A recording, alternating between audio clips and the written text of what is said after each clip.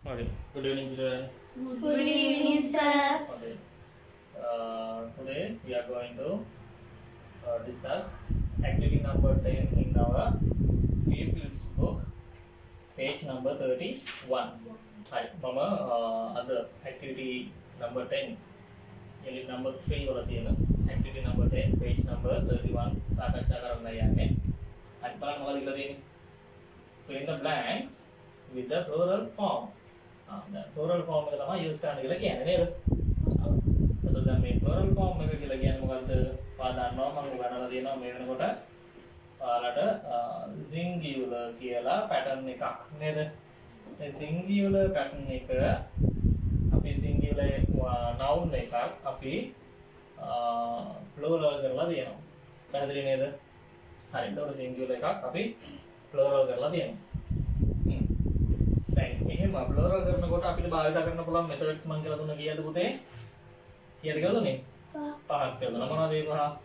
අපිට පුළුවන් normal adding S. ES. Next one.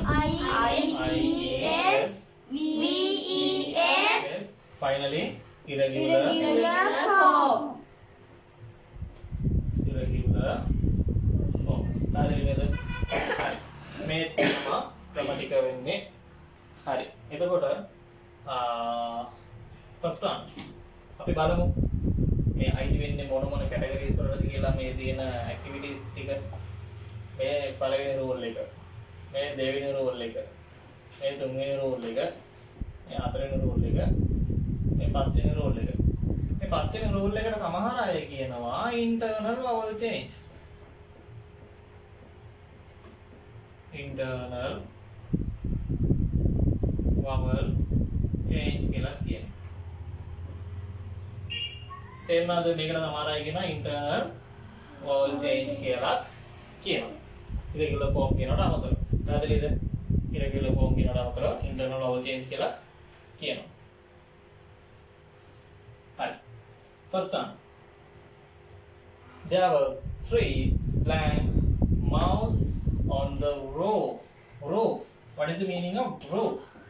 Roof කියලා කියන්නේ මොකද්ද? Roof කියලා කියන්නේ වහල. වහල.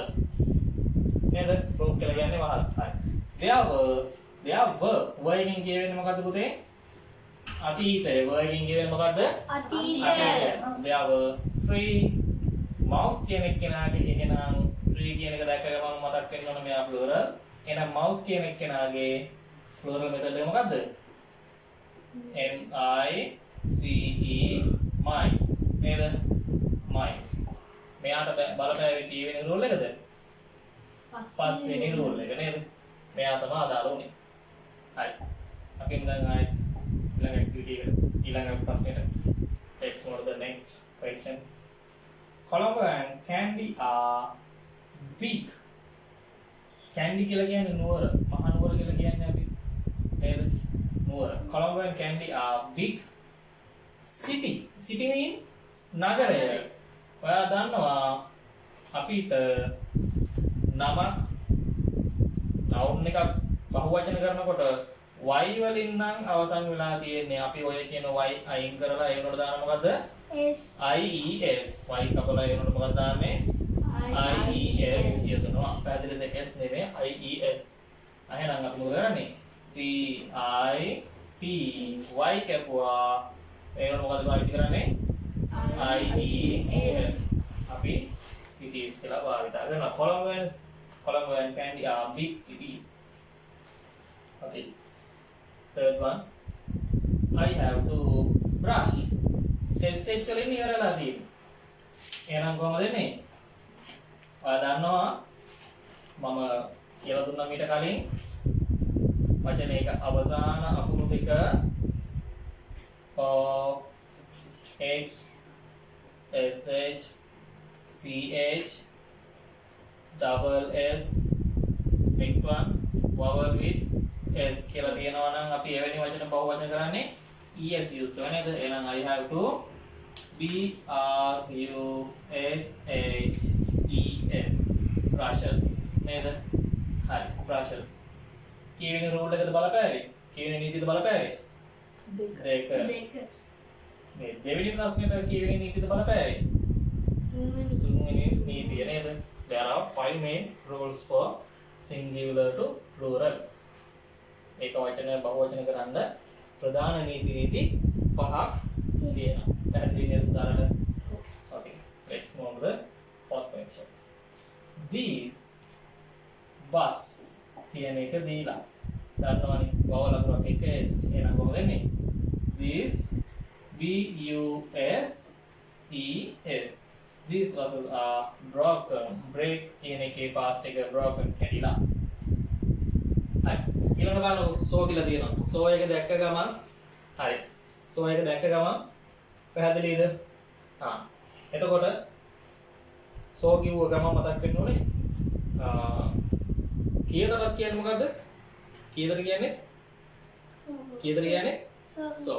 පැහැදිලි නේද? කීයටද කියන්නේ? so. දැන් ISO කියලා කියන්නේ මම කීයද කියන එකද එහෙනම්? ISO කියලා කියන්නේ මම කීයද කියන එකද? නෑ ISO කියලා කියන්නේ මම කීයද කියන එක නෙමෙයි.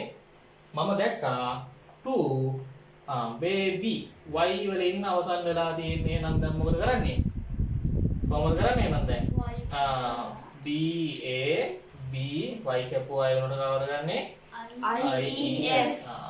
I saw 2 babies in the park. Hi. Next one, that tree has brown leaf. Leaf. And F නැත්නම් F එහෙම නැත්නම් F E වලින් අවසන් වෙනවා නම් අපි මොකද කරන්නේ? ඔය F E වෙනකොට මොකද භාවිත කරන්නේ? VES. එහෙනම් that tree has brown.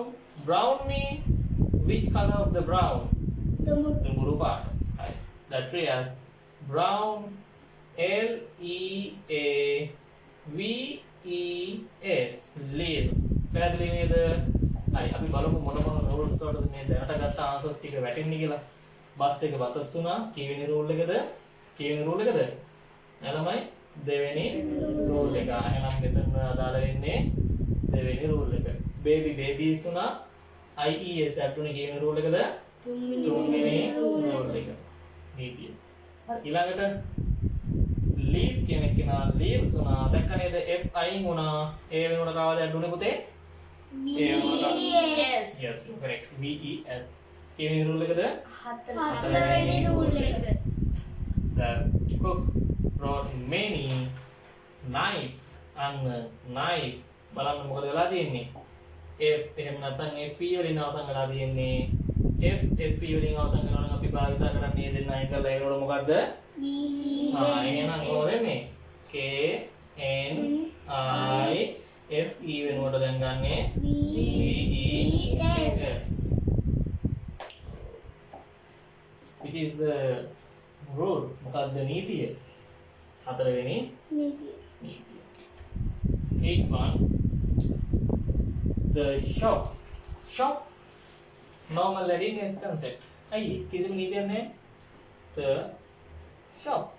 නිකම්ම the shops are open today. අද කඩවල ටික අරලා. හරි. These child. child කියන එකේනා එක්කෙනෙක් child එකේ බහුවචනයක children. So correct answer is children. C H I L D R E N. Which is the rule? මොකද්ද නීතිය? irregular pattern එක වෙනස් කරාටාවක් නැති pattern එක. මෙයා පළවෙනි නීතිය normal readiness නීතිය. Last one, keep your pencil box කියන එක අන්න මොකද වෙන්නේ? මම මෙතනත් කිව්වා x වලින් අවසන් වෙලා නම් අපි එවැනි අය බහුවචන කරන්නේ es දාලා. So correct answer is boxes. So correct answer is boxes. These are the correct answers for the activity. And now I will wind up our today's shorts video. Thank you.